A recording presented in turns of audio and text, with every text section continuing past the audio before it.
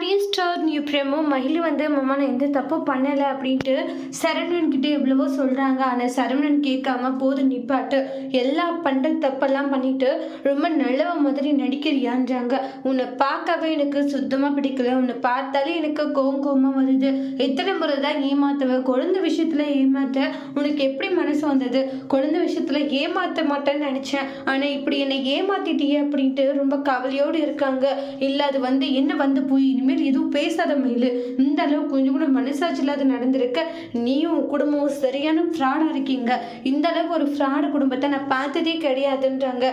எந்த விஷயத்துல பொய் சொல்லணும், எந்த விஷயத்துல உண்மை சொல்லணும்னு கூட உங்களுக்கு தெரியல, எந்த விஷயத்துல இனி உன்னை நம்புறதுன்னு சந்தேகமா இருக்கு. மாமா எனக்கே எதுவும் தெரியாது, நாங்கள் செக் பண்ணி பார்த்துட்டு கன்சீவா இருக்குன்னு தான் சொன்னோம். ஒழுங்கு மரியாதையை வாழ்க்கை விட்டு போயிடு, மறுபடியும் வந்து உண்மையை சொல்கிறேன் அதை சொல்கிறேன்னு சொன்னால் அவ்வளோதான். ஏன்டா உன்னை கல்யாணம் பண்ணணுன்ட்டு இப்போ ஒவ்வொரு நாளும் நினச்சி நான் கவலைப்பட்டுக்கிட்டு இருக்கேன். இப்படி ஏமாத்துறதுக்கு நீ உயிரோடு இருக்கிறது ஒரு பிரயோஜனமும் இல்லை, நீ செத்து போகிறது மேலே ஒரு கோவத்தில் அப்படி சொல்லிட்டு போயிடுறாங்க.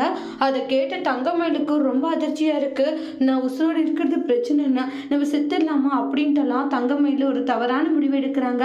அடுத்து வரக்கூடிய பிரமோல சரவணன் சொன்ன அந்த ஒரு வார்த்தைக்காக இனி நம்ம ஏன் உசுரோடு இருக்கணும் அப்படின்னு சொல்லிட்டு தங்கமயில் ஏதாச்சும் தவறான முடிவு எடுக்க போறாங்களா அப்படின்ட்டு அடுத்து வரக்கூடிய பிரமோல நம்ம வெயிட் பண்ணி பார்க்கலாம். தேங்க்யூ.